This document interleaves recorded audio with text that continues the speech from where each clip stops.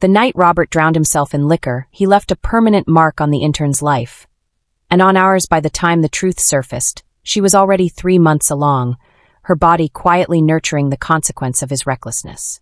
He dropped to his knees before me, the lines on his face carved deep with remorse. "Sarah," he whispered, voice frayed. "It was the client dinners, the endless toasts, the blur of it all that night. I thought she was you, I swear it was only once." His words tumbled out, desperate, hollow. "I'll arrange everything, the termination, a new start for her overseas. You'll never have to think of this again." 10 years, a decade of shared mornings and whispered dreams. I believed him. 6 months later, swollen with the life we'd fought for through needles and hope, I walked into the hospital for a routine check, and there he was. Robert, his arm curled protectively around her, her belly round and full, moments from bringing his child into the world. When his eyes found mine, he shifted instantly, shielding her with his body. "Sarah," he began, voice tight with something like fear, like shame. "She's young, I have to take responsibility, even if I can't give her my name. I won't abandon her. Or the baby." He paused, swallowing hard. "After all we've been through, please don't make this harder for her." In that fluorescent-lit hallway, surrounded by the sound of heartbeats and new beginnings, I looked at the man I had loved for 10 years and felt something settle in me. A quiet, vast exhaustion. So I didn't scream, I didn't weep. I simply said, "Okay." I turned around and immediately scheduled an abortion. While waiting, I dialed a number that had been silent for a long time. "I'm getting a new husband, are you in?" The other person froze, taking a long moment. Before speaking, "Are you serious?" "Sarah, don't joke with me, you know how long I've been waiting for this day," I replied calmly. "Yes, I'm serious. Come to Port View to pick me up in 3 days. Remember to bring the necessary documents for the marriage license." After I hung up, the hospital's calling system announced my name. The doctor was surprised to see me. "Ms. Roberts, you want an abortion? You finally succeeded with IVF after so much effort. Why would you want to terminate it? You know, if you do this, your chances of getting pregnant and again are almost zero." The scene I had just witnessed in the hallway flashed in my mind. Robert was carefully supporting the young, beautiful girl beside him, his face full of the joy of a first-time father, and her swollen belly was so much bigger than mine. The suppressed tears could no longer be held back. With red-rimmed eyes, I signed my name on the consent form. "Do it, the baby's father, he's already dead." The doctor looked at me with a hint of pity, no longer trying to dissuade me, and scheduled the abortion. For 2 days later, leaving the office, I passed the ultrasound room and clearly saw Robert kissing the girl's pregnant belly. Startled by the coolness, she gasped, then shyly leaned into the man's embrace. The doctor nearby saw this and commented on how loving the couple was. Robert nodded. "She's still young. She relies on me for many things." As he said this, the tenderness in his eyes deeply pierced me. Once upon a time, he used to talk about me like that, but now all that affection was given to another woman I couldn't bear to watch anymore, and fled in a panic. It wasn't until I was in the car that the tears finally streamed down my face. Silently, Robert and I, young when we married, built the company from the ground up together. We used to huddle in a tiny basement apartment where we only had each other. He swore he would only ever have me. A man's promises aren't to be trusted. I always knew that, but back then I chose to believe him anyway. Over the years, the company gradually got on track, but I had difficulty getting pregnant due to years of excessive alcohol from client dinners and events. The very first day I started IVF, I ran into Robert and that pregnant girl beside him. The first thing he did was kneel on the ground, begging me, saying he was wrong, that the crazy night was just because he was drunk. In that moment, I felt like I'd forgotten how to breathe. Biting down hard on my lip, after a long while, I swallowed the wrenching pain in my heart and spoke, "Robert, I forgive you." But what he didn't know was that I would only forgive him that one time. So when I ran into him today, I knew our marriage was over. My thoughts settled, and I turned the car towards the law firm where I drafted the divorce papers myself. It was already evening when I got home. Robert eagerly opened the door and pulled me into his arms. "Sarah, where have you been? I've been calling your phone and you didn't." As he got close, I smelled a strong perfume on him. It was black opium, my least favorite. I subtly shifted away, speaking flatly. "Nowhere, just stopped by the law firm on the way." Robert's brows furrowed. "Next time, just have Mike assistant go. Why bother you with something so small?" Without waiting for him to finish, I cut him off coldly. "Robert, let's get a divorce." He looked Up at me in disbelief. What did you say? You want to divorce me just because of this small thing? I told you she and I were just an accident. Now she wants to have the baby. I thought since you can't get pregnant, I could bring the baby back for you to raise and then send her abroad. It's not too late. Hearing Robert say he wanted to bring back the child he had with another woman for me to raise, my heart clenched and my fingers instinctively traced my abdomen. I'm not kidding. Here are the divorce papers. Take a look. Robert's face instantly turned cold. Sarah, are you throwing a tantrum? I've explained everything clearly. Nothing is going to change and we're having a baby. Isn't that good enough? Sarah, I'm really tired today. Can you just stop being unreasonable? I wanted to laugh now that he had cheated. I was the one being unreasonable. I shook my head, placing the divorce papers in front of him. No, Robert, I find it disgusting. At that his emperor flared instantly. Disgusting. Sarah, do you know how many women out there are waiting to get into my bed? This is just one time. Why can't you be more understanding? With that he ripped the divorce papers into shreds. I'm telling you, I won't agree to a divorce. Absolutely not. Besides, Sarah, look at yourself. You're 30 now. No longer a 17 or 18-year-old girl. Who else would want you besides me? I'm pretending this never happened. Don't bring it up again. He slammed the door shut and left while I was left alone to clean up the pieces on the floor. Just as I finished, my phone vibrated. The other person sent me 2 options for a massive diamond ring. I looked and replied the left one. Then I took off the wedding ring I'd worn for 7 years and threw it in the trash. The next morning, I went to the company to hand over my work. Just about to leave, Tom, assistant, rushed in and said an earlier client wanted to see me, so he took me to a club. Opening the door, I saw Robert standing in the center, holding a large bouquet of roses. Everyone around was someone I knew well. Even Mrs. Robert's mother, who usually didn't like me, was there. Robert took a step forward and knelt down, his face full of guilt. Sarah, I was wrong. I said something I shouldn't have in my haste yesterday. Today is our 7th wedding anniversary. Will you forgive me? Seeing my silence, Mrs. Robert's mother spoke impatiently in my ear. All right, so what if Robert got some other woman pregnant? He's already apologized. What more do you want, Sarah? A woman needs to know when to stop. I gave a bitter laugh, about to speak, thinking I didn't want anything except a divorce, when Robert's eyes caught sight of my empty fingers. Sarah, where is your wedding ring? Did you forget to wear it? I just bought you a new one. He started searching his pockets when a woman's voice came from behind the ring. Is with me. I turned around and Robert rushed over. First, he gently supported the young girl by the waist. Ashley, why are you here? Didn't the doctor say you should be on bed rest? She gave a sweet smile. I saw the ring on the nightstand and thought you need it today, so I brought it over. Robert, I'm a little thirsty. Could you get me a glass of water?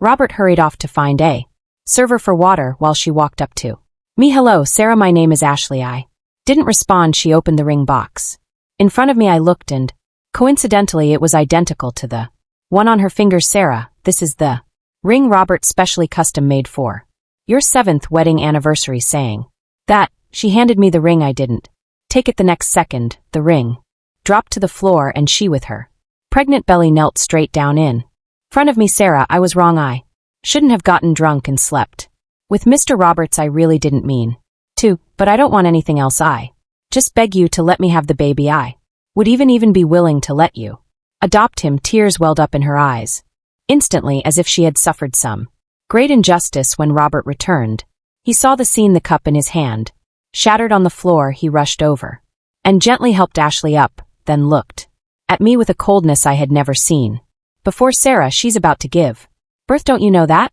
Whatever problems you have, take them out on me. Why are you making things difficult for a young girl like her? The protectiveness in Robert's eyes was too obvious. I knew that even though I had done nothing, in his eyes I had already been condemned. I couldn't be bothered to explain. I turned to leave, but Mrs. Robert's mother rushed up and slapped me across the face. You wretch, I thought you were sensible, but I didn't know you were so a pregnant woman who is about to give birth. Kneel to you. I'm telling you, if anything happens to the baby in her belly, I will never forgive you. Because of the sudden force, I stumbled backward into the massive tower of champagne glasses behind me. Instantly, all the glasses crashed down on me in countless Shards of glass cut into my body. Robert froze, instinctively wanting to come. Help me up, but Ashley, in his arms, immediately clutched her belly. My stomach hurt so much. Robert, save our baby. The man who had been about to stand up instantly knelt down, then picked her up and left without looking back, and I lay on the ground listening to Mrs. Robert's mother's mocking voice, and looked at our wedding photo on the big screen when I was 23.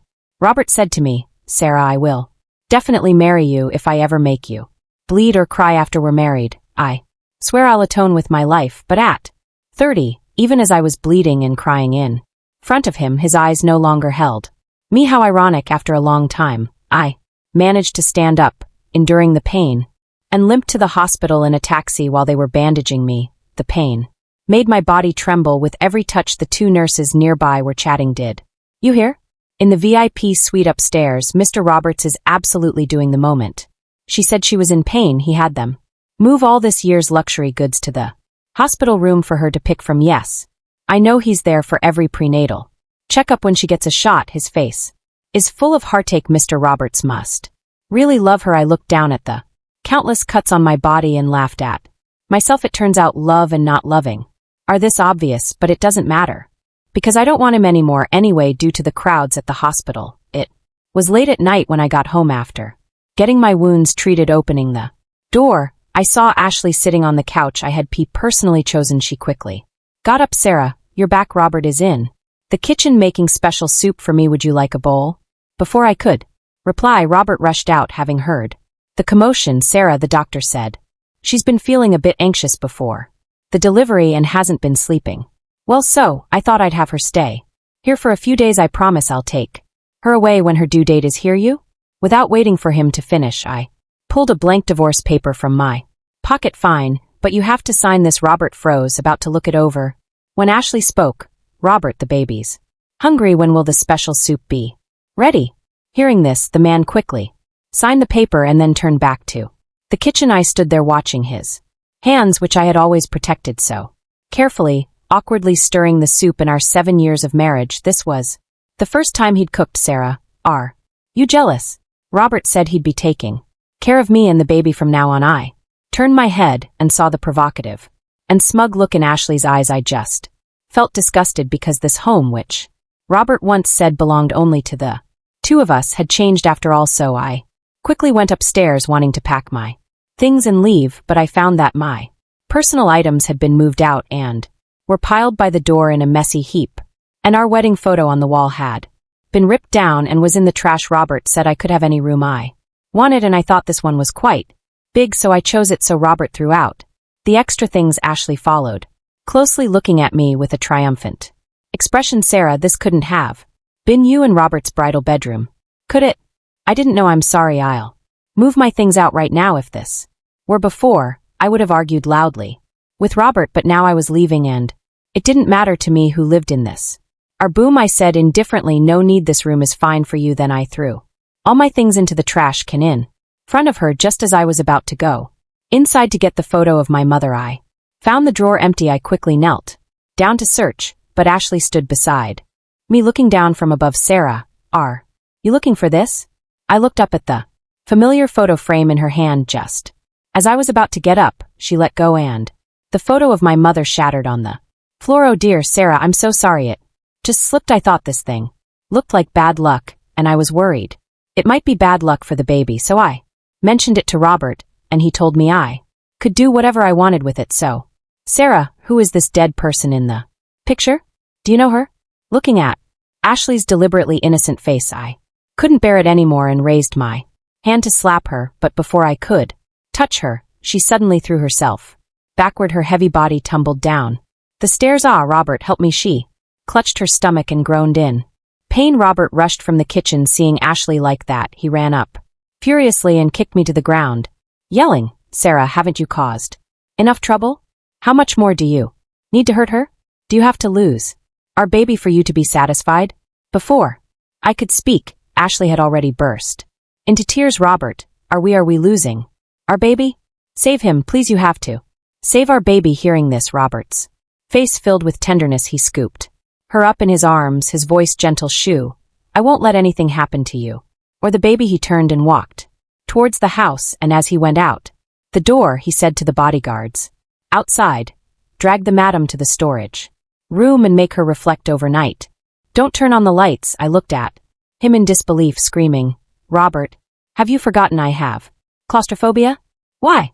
"Oh, you're trying to kill me." He paused but didn't turn back. "I know, but you hurt Ashley. You have to pay a price with that." The bodyguards received the order and walked towards me, dragging me to the storage room. The moment the door closed, darkness quickly consumed me, then a liquid flowed from between my thighs. I felt a sharp pain in my abdomen. I rushed to the door, screaming frantically, Someone, I'm pregnant. My stomach hurts so much I'm bleeding. Take me to the hospital." Hearing this, the bodyguards quickly called Robert. The man's cold voice came over the phone, "Don't believe her. She's just pretending. Remember, don't open the door without my order." The phone call ended. I curled up on the floor in pain all night. I bled. The next morning, the housekeeper came to get something and was so shocked by my appearance that she rushed me to the hospital. The doctor who had scheduled my abortion saw me and immediately ordered preparations for surgery. As the cold anesthesia was injected into my body, I heard the excited voices of nurses in the hallway. "Congratulations, Mr. Roberts. Mrs. Roberts' mother and child are safe." At the same time, in the operating room, I was hemorrhaging badly because of the delay, and the doctors were frantic. "What do we do? Her husband is dead. We need to perform a hysterectomy, but we need a family member's signature." Just as they were at a loss, a Maybach pulled up outside the hospital, drawing exclamations from the nurses. "Who is that man?" "The director himself is coming to greet him." "Didn't you see? The woman behind him is a famous gynecologist from the capital. They say someone once offered her $5 million to see her and she still refused." "Oh my God, who is his wife? She's so lucky to be married to a man like that, rich and powerful." As they spoke, the operating room door was pushed open. David carefully brushed the STRI hairs from my forehead. "Dr. Vance, I leave my wife in your care. Don't worry, I'll make sure she's completely safe." A month later, Robert held the baby's 1-month celebration. That's when he finally remembered me. He took a picture of the baby and sent it to my phone, only to find I had blocked him. He was certain I was just sulking about that day and planned to say a few sweet words to coax me. He was just about to take out his phone when his assistant rushed over holding an invitation. "Mr. Roberts, the madam is getting married. The date is today in the noisy ballroom." Robert didn't quite hear. "What did you say?" "Say that again." "Getting married? Who's getting married today?" The assistant opened his mouth but didn't have the courage to repeat himself. After a long pause, he stammered, Mr. Roberts, a wedding invitation arrived this morning. It's the madam's and the date is today." Silence fell over the entire venue, and Robert had heard it clearly. His face instantly turned pale. "How could this be? You say the madam is getting married today? That's a ridiculous joke." Robert's face was grim, terrifying. The assistant, who shakily opened the invitation, the man looked down and saw written in red gold lettering, "Groom David, bride Sarah." The date was listed as today, but there was no address. Robert unconsciously stumbled back a few steps, his emotions spiraling out of control. "No, this is impossible. How could Sarah marry someone else? She's my wife. We're not divorced." Sarah must still be angry about that day, so she deliberately made this invitation to test me, but I've already told her I won't divorce her. "Never." With that, he frantically pulled out his phone, his hand trembling as he dialed the top contact, but the only sound was a cold automated message. "Sorry, the phone number you have dialed is currently switched off." Robert finally realized that for 7 years of marriage I had sent him good morning and good night texts every day, no matter how busy work was, no matter how late, but for a whole month I hadn't called him or sent him a single message. This realization made his body tremble uncontrollably. He leaned on a chair just to stay standing. Just then, Ashley walked over, clinging to his arm as she had before, still looking weak and innocent. "Robert, don't worry. Today is the baby's 1-month celebration. Everyone is watching. You can deal with whatever it is later. Maybe Sarah did this on purpose to make things awkward for us. Why else would she send it today and not yesterday or tomorrow? She really is quite manipulative." Ashley had said such passive-aggressive things often in the past month, and Robert hadn't seen a problem then. After all, she had been injured. That was true, but in this moment her words sounded incredibly Harsh, this was his wife, the woman he had been with for 10 years, the woman he had sworn to love forever when they married. How could he tolerate an turn insulting her and do nothing? Thinking this, Robert abruptly pulled his arm away. Because of the sudden movement, Ashley's 4 inches heels became unstable and she stumbled sideways. She had twisted. The pain made her vision go black and her face contorted. Instantly, Robert, what are you doing? My foot hurts so much. Ashley sat on the ground waiting for Robert to gently pick her up as usual, but she waited a long time and he didn't. She saw that the tenderness in the man's eyes when he looked at her was gone, replaced by a chilling coldness. Listen, Sarah is my only wife. You are just a tool who came to my door to have a child. If I hear you say one more bad word about her, I will have you kicked out of the country. Immediately at this, murmurs rose from the crowd, all condemning Ashley's behalf as the mistress. Some even pulled out their phones to capture the dramatic scene. Ashley's face went from pale to red, wishing she could disappear, but the searing pain in her ankle made it impossible to move. Meanwhile, Robert's mind was racing, recalling everything that had happened in the past few months. The more he thought, the more he crumbled. Yes, what had he done? First, he cheated on his wife and got another woman pregnant. Then, he wanted to secretly have the baby, and later he brought her back to their marital home, letting her live in their master bedroom. Even worse, he had actually laid hands on her, the woman he had sworn would never bleed or cry because of him, and now he had done it. All. What was he doing? Robert pushed through the surrounding crowd in frustration and grabbed his assistant tightly by the collar. Investigate, find out about the invitation and find out where the madam is right now. I need her location immediately, by any means necessary. Robert thought that as long as he found me, he could definitely beg for my forgiveness. If once wasn't enough, then twice. If twice wasn't enough, then 100 times. Surely if he changed, he could get my forgiveness and go back to how things were. 10 years of history. He bet I wouldn't let go. But the assistant returned, and what he said next made Robert's eyes widen. Mr. Roberts, the county clerk's office said, you and the madam finalized your divorce. Your marriage was dissolved a while ago. Her marital status is now married. Robert froze, standing still. The assistant's words echoed in his ears. Over and over he questioned in disbelief. Divorced? How is that possible? When did I get divorced? Why? Didn't I know?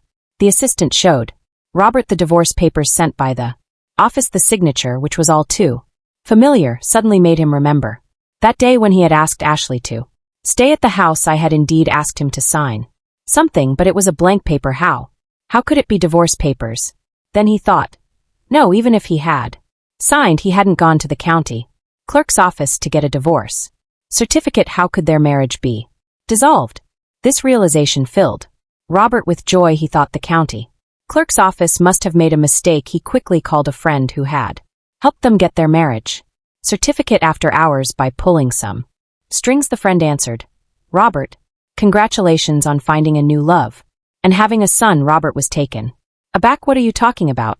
I was calling to ask you about the divorce certificate. The friend was confused. Weren't you at the hospital with the new mother recovering? When I called you, said you agreed. I saw you were busy and couldn't come, so I just signed off on the papers for you. Robert finally recalled that 2 days ago he had indeed received a call from this friend, but at the time, Ashley was complaining about the hospital bed being hard and was full of grievances. He had been so focused on comforting her that he only vaguely heard the phone asking, do you agree to this? He casually replied, agree? Agree? I'm busy with postpartum recovery, but he never imagined it would be agreeing to a divorce. This truth overwhelmed Robert with a deep sense of powerlessness. He collapsed onto a chair. He couldn't believe that I had actually divorced him. Thinking this, the once dominant CEO in the business world, now had red eyes. He kept mumbling, Sarah, where are you? Can I come find you? Why did you get divorced? Why did you hide it from me? You know I didn't want a divorce. Are you leaving me? Sarah, I never stopped loving you. I was wrong. I was really wrong. The man's pained appearance drew sighs from those present. This couple, once known as the golden couple, had broken up like this. It ALS made everyone dislike Ashley's behavior as the mistress even more, and many wives of executives openly cursed at her. Ashley had never seen such a scene. Covering her face, she limped away from the venue. Just then, a man in the crowd picked up his phone and exclaimed, "Holy cow, David is getting married today. He's the powerful CEO. Husband so many women wanted to marry. I can't believe he's finally settling down." The name struck Robert's ears. Like a thunderclap, he abruptly stood up and grabbed the man by the collar. "How do you know? Tell me, how do you know?" The man was startled and shakily showed him the video on his phone. In the video, a man wearing an elaborate wedding dress ensemble stepped out of a luxury car, leading a bride in a traditional bridal gown with just one look. Robert recognized her. His hand trembled, wanting to touch the screen. Just then, the assistant rushed over. "Mr. Roberts, we found the madam. She's having the wedding in the capital." Before he could finish, the man shot out like a sword, leaving only one sentence: "Get rid of Ashley and that child. Don't let them ever come near Sarah again." Meanwhile, in the bridal suite at the hotel, David placed the last piece of jewelry, a diamond crown, on my head. He leaned down slightly and whispered in my ear, "Are you ready to marry me, princess?" His unique voice made my heart pound, and my thoughts instantly returned to my childhood. David and I grew up in the same neighborhood, but he always had a cold expression, treating everyone the same. Only me. He always teased me, but every time I got angry and cried, he would call me princess, princess to coax me and then carry me home on his back. Later, I went to a university out of state while he joined. We didn't have contact for whole years. It was during this time that I met Robert and fell in love with him. After that, I never saw David again. He seemed to deliberately avoid any place where Robert and I might appear. It wasn't until the night before the wedding that I received a drunken call from David. He cried, "Princess, can you not marry him? Damn it, I've loved you for years." It was then that I learned about his feelings all those years, but at the time I couldn't respond. After a long while, the man's disheartened voice came over the phone. "Again, what am I even saying? Sarah, congratulations on your wedding. Be sure to be happy, and one more thing I have to say: if you ever get divorced, call me immediately. I've been waiting for this." Thinking of this, I stood up and wrapped my arms around the slightly hesitant man. "I've been ready for ages, husband." Then I stood on my tiptoes and kissed him. David seemed surprised by my directness, his body stiffening for a moment, but quickly he cupped my head and deepened the kiss. Suddenly, the door to the bridal suite was violently kicked open. A figure flashed between David and me, forcefully separating us. "Don't touch her." I was almost tripped. David quickly stepped forward to check if I was hurt. Thankfully, I was fine. That's when I recognized the man with messy hair as Robert. The first smiled. "What? Mr. Roberts, are you in such a hurry to give me wedding gifts? Please go to the lobby downstairs." "Thank you." Robert seemed not to have expected me to say that and froze instantly. "No, that's not it, Sarah. I came to take you home." "Home?" I scoffed. "What home? Robert, don't forget we're already divorced. We've signed the papers. There's no home anymore." His face instantly turned pale. "No, that's not true, Sarah. I never wanted a divorce. You tricked me into signing." I was so angry I laughed. "Robert, why don't you think about it? How could I, a grown woman, trick you into signing? How could I get you to agree to finalize the divorce? If you can't remember, then let me remind you, it's because you were busy cooking for your mistress. It's because you were busy trying to make your mistress happy." Robert's eyes instantly turned red. "Yes, I admit it, Sarah. I was momentarily blinded by passion." That's why, saying that, he cautiously stepped towards me, wanting to reach out and pull me, but David, standing beside me, punched him hard to the ground. "Robert, I haven't settled the score with you yet, and you actually came to me. Perfect. Let's settle all our old and new debts." Saying that, he raised his hand and threw another hard punch. "If you couldn't love her properly, if you couldn't be faithful, why did you mess with her? Do you know how many people would want to cherish and love her?" Punch after punch. David kept questioning him. I knew he was heartbroken for me and also frustrated with himself. "Robert, you're not a man. You actually locked your wife in the basement apartment for another woman and even hit her. I truly despise you. If I had known this day would come, I would have stolen Sarah on our wedding day 7 years ago." No matter what, Robert, who had been lying on the ground, motionless, was enraged by these words, his eyes turning bloodshot. "Steel, you'd need the ability to. I'm telling you, Sarah loves me, only me. She's just angry right now. That's why she married you. Sooner or later, I'll win her back, and then you'll be the one crying." David retorted angrily. "You don't deserve to say her name. I love her far more than you do. Don't worry, I will never give you that chance." Seeing my man being angered by someone insignificant, I Naturally couldn't tolerate it. I stepped forward and gently helped David up, then used a tissue to wipe the back of his hand where he had touched Robert. Then I looked down at the pathetic Robert on the ground. Robert, what right do you have to talk about loving me? Do you know the first time I saw you and Ashley at the hospital? I felt like I was going crazy that day, but I still had to pretend to be generous and forgiving in front of you, so I gripped my teeth and endured it. But that day I told myself just once I could only forgive you that one time, so when I saw you and her again later, I already didn't love you anymore. Robert's eyes suddenly turned red. He knelt on the floor. Sarah, I know I was wrong. I was really wrong. I failed you. I betrayed our relationship. I just came to apologize. Please come home with me. Let's start over. Go back to how we were in college. I swear to you, I've cut all ties with. I've even taken care of that child. I promise no one will ever be an obstacle between us again. I know you won't forgive me, but please, just give me a chance to make amends. Robert knelt on the ground, desperately clutching the skirt of my wedding dress, almost begging. I looked at him coldly. It's impossible, Robert. It will never be possible. Did you know I was pregnant? The baby was 2 months along. Robert looked up in disbelief. You? What did you say? We had a child and it was already 2 months along. I picked up my phone from the table and slowly found the ultrasound scan in my photo gallery. He looked at the faint shape on the screen, his hand trembling, then stared at my abdomen without blinking. Sarah, you were pregnant. You were actually pregnant with our child. I thought you. I'm so sorry. I should die. I should have noticed earlier. Don't worry. I'll definitely be a good father and make sure you and our child are comfortable. Sarah, we finally had our own baby. I'm so excited looking at him like this. I laughed until my whole body trembled. Unfortunately, the baby is gone. Robert shook his head in despair. No, that's impossible. Sarah, you're angry at me. So you're lying, aren't you? I replied coldly. No, want to know when I lost him? The moment Tear Child with Ashley was born, our child was gone. Robert was struck as if by lightning. He collapsed onto the floor, covering his face and weeping. David immediately called the bodyguards, but Robert held onto my leg and wouldn't let go. Sarah, I was wrong. I was really wrong. Please don't marry him. I'm begging you. I really can't accept you marrying someone else. I laughed mockingly. Didn't you say I was 30 and no one else would want me besides you? But Robert, your love faded over time. How could I make the same mistake again?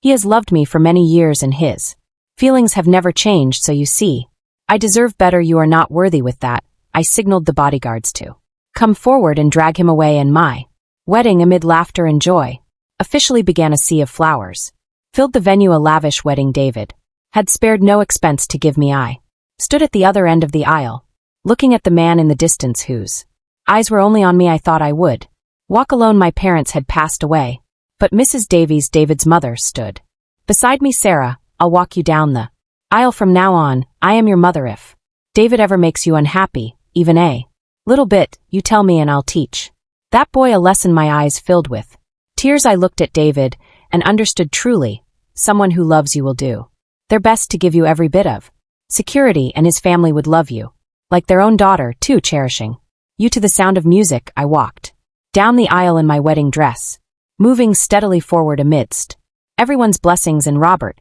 blocked by bodyguards below, watched me walk towards another man he could no longer hold back and burst into tears. But no one cared, and when David took my hand, the strong man was choked up. Unable to speak, I stepped forward and hugged him tightly. I knew we had missed out on 10 years, and I knew he had waited for me for 10 years. Thankfully, we finally found our way to each other. Then David knelt and placed a massive diamond ring, a diamond the size of a small bird's egg, on my finger, and this diamond ring was bigger and sparklier than the two Robert had given me combined. Next, David and I exchanged rings and kissed each other, witnessed by everyone. After the wedding, we traveled to countries around the world for our honeymoon. Then I opened my own studio. Life gradually returned to peace, and I left everything in port view behind. Robert, however, was the opposite. At a college reunion, he hadn't planned to go, but thinking there was a 1 in a million chance of seeing me, he had to try. The result was, of course, disappointment. A classmate who had moved abroad right after graduation didn't know we were divorced. He raised his glass and suddenly asked, "How are you and Sarah? You must have several kids by now. You two built the company from the ground up. It wasn't Easy to get where you are today, Robert. Drank his wine in silence, murmuring, "Is that right? I forgot," the other man. Was puzzled. You forgot. You used to run from the east side of the city to the west side of the city just to see her. That one sentence jolted Robert. Yes, he had forgotten when he used all his strength climbing over fences just to catch a glimpse of me in the neighborhood. Forgotten when we lived in a basement apartment, and he said he would give me a big house. Forgotten when we were poor, when we got married, and he said he didn't want anything, just for me to stand by him forever. But now he had forgotten it all. Later, my college roommate told me about it over the phone. She also said that after that day, no one had seen Robert again. He had signed over the company and transferred all the funds to my account. Do you hate him? My roommate asked. I not hate, not love, because he's not worth any more of my feelings. I thought life would continue peacefully like this, but one day on my way home from work, Ashley suddenly blocked my path. "Sarah, I was wrong. Please ask Mr. Roberts to let me come back. I shouldn't have framed you. I shouldn't have ruined your relationship with Mr. Roberts. That place is unbearable. The baby didn't make it last month. He died. I don't want to be in that cruel place." I shook my head and told her I couldn't do anything. Just as I was about to turn away, she suddenly pulled out a knife. "You forced me, Sarah. If I can't live, well, neither can you." In an instant, a figure blocked me. The knife plunged into Robert's lower abdomen. Ashley was also scared and cried on the spot. I quickly took off my jacket to try and stop the blood from him, but it was no use. But Robert smiled. "Sarah, finally, I'm free, but I still owe you one more apology. Sorry for losing you in the long years. Sorry for making you bleed and cry. I couldn't protect you." A week later, Robert's funeral was held. Simply, Ashley was charged with a violent crime, resulting in death and sentenced to 20 years imprisonment. I was there the day of the sentencing. Afterward, David didn't say a word, just held my hand and said, "Let's go home." I nodded, but after only a few steps, I felt dizzy. David quickly carried me to the hospital after a thorough examination. The doctor smiled. "Congratulations, Mr. Davies, the madam is pregnant." I belatedly touched my abdomen. I had thought that due to the excessive alcohol and the severe bleeding last time, I would never be able to get pregnant again in this lifetime, but a new life had quietly arrived. David and I hugged, crying. I thought my life was finally complete. I would be happy